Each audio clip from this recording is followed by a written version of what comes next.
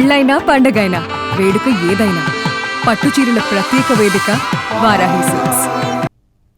శ్రీలంకలో ఎంపీలకు పెన్షన్లను రద్దు చేశారు. అవును, నిజమే. దిశ నాయకే ప్రభుత్వం కీలకమైనటువంటి నిర్ణయం తీసుకుంది. పెన్షన్ల రద్దు చేసింది అనురగ్ కుమార దిశనాయకే ప్రభుత్వం. మొత్తం మీద 225 మంది సభ్యుల్లో బిల్లుకు అనుకూలంగా 154 మంది ఓటు వేశారు. అయితే ఎంపీల పెన్షన్ల రద్దు బిల్లు ఆమోదించింది శ్రీలంక పార్లమెంట్. 5 ఏళ్ల పార్లమెంట్ సభ్యుడిగా సర్వీసు పూర్తి చేసుకున్న వారికే పెన్షన్ ఉంటుంది. అయితే కొత్త చట్టం ఆమోదంతో పాత వారికి కొత్త వారికి మొత్తం కూడా పెన్షన్ రద్దు కాబోతుంది.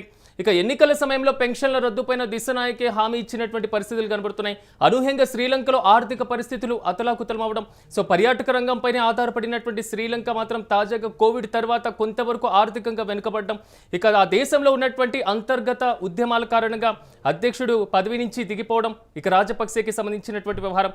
తాజాగా ఎన్నికైనటువంటి దిశనాయకే ప్రభుత్వం మాత్రం కీలక నిర్ణయం తీసుకుందని చెప్పుకోవాలి. ప్రభుత్వం పైన ఖర్చులు భారీగా తగ్గిస్తున్నటువంటి పరిస్థితి. ఇక ఇదే అంశానికి సంబంధించి మరింత సమాచారం మా ప్రతినిధి కిరణ్ అందిస్తారు. కిరణ్, చెప్పండి, శ్రీలంక ప్రభుత్వం కీలకమైనటువంటి నిర్ణయం తీసుకున్నట్లుగా తెలుస్తుంది. ప్రజా ప్రతినిధులు పాతవారైనా కొత్తవారైనా ఇకపైన పెన్షన్ ఉండబోదనేది మాత్రం బిల్లులో సారాంశం కనబడుతుంది. అసలు మొత్తం డీటెయిల్స్ ఏంటి, పూర్తి అప్డేట్స్ ఏంటి? శ్రీలంక పార్లమెంటు ఒక నూతన నిర్ణయం తీసుకుంది. శ్రీలంక అధ్యక్షుడు ఒక కీలక నిర్ణయం తీసుకున్నారు దిశనాయకే. ఎందుకంటే గతంలో ఏదైతే ఎన్నికలకు ముందు ఇచ్చిన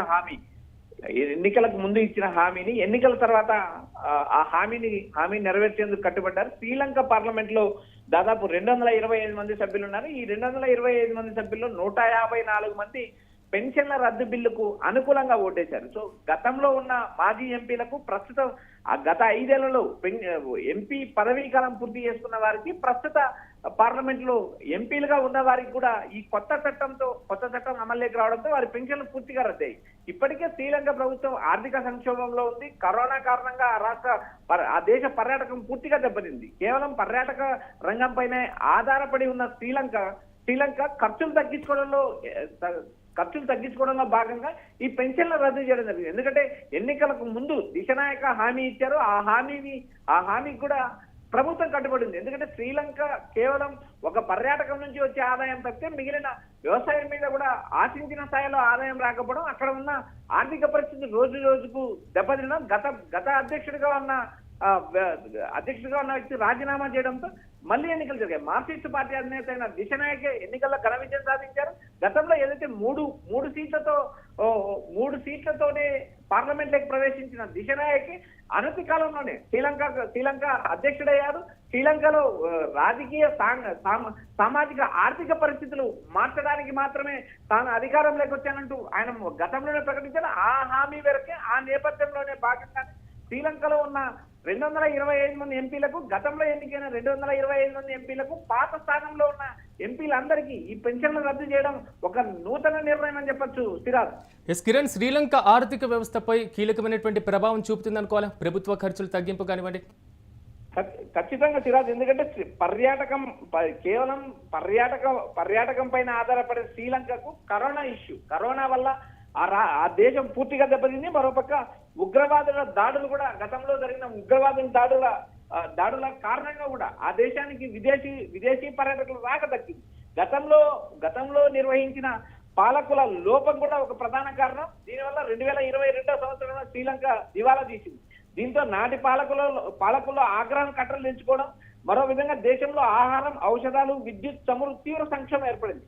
ప్రజల నుంచి ఆందోళన చెలరేయడంతో నాటి అధ్యక్షుడు గోటబాయ రాజపక్సే తన పదవికి రాజీనామా చేశారు. రాజీనామా చేసిన తర్వాత ఎన్నికలు జరిగాయి. ఎన్నికల్లో మార్క్సిస్ట్ నేత దిశనాయక విజయం సాధించి అధ్యక్ష పగ్గాలు చేపట్టారు. ఏదైతే పర్యాటకంతో పాటు ఏదైతే శ్రీలంకలో జరిగిన దాడులు కావచ్చు, మరొక అంశం కావచ్చు, వీటి అన్నిటినీ ఆధారంగా ఏదైతే శ్రీలంక ఆర్థిక పరిస్థితి పూర్తిగా దిగజారిన నేపథ్యంలోనే గోటబాయ రాజపక్సే తన పదవికి రాజీనామా చేయడం, తర్వాత జరిగిన ఎన్నికల్లో దిశనాయక గెలిచిన తర్వాత దేశంలో ఉన్న ఆర్థిక, సామాజిక, రాజకీయ పరిస్థితులు మార్చే విధంగా ప్రయత్నం చేస్తున్నారు. ఆ కోణంలో భాగంగానే 225 మంది పార్లమెంట్ సభ్యులున్న శ్రీలంకలో 154 మంది ఈ బిల్లుకు అనుకూలంగా వేయడం, ఎంపీలకు పెన్షన్ రద్దు కాదు. ఇది ఒక చారిత్రాత్మక నిర్ణయం అని చెప్పొచ్చు.